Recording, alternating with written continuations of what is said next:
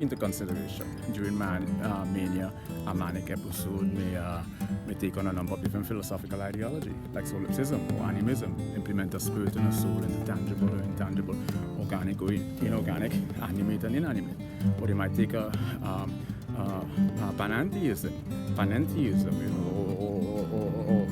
or panpsychism, or hylozoism, by attributing all of physical reality to possessing some level of consciousness. So multidisciplinary, you have to take psychopathology, parapsychology, pathology, philosophy, and you have to take cognitive neuroscience into consideration, because their brain oscillation transitions from what society is ubiquitously known for in the beta or alpha when you're in a relaxed state to sometimes gamma.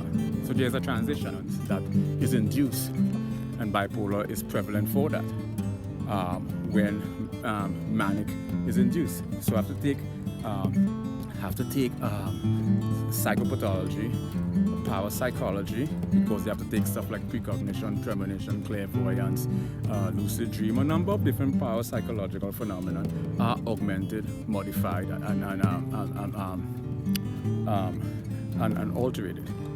And then you have to take that is induced, and bipolar is prevalent for that when manic is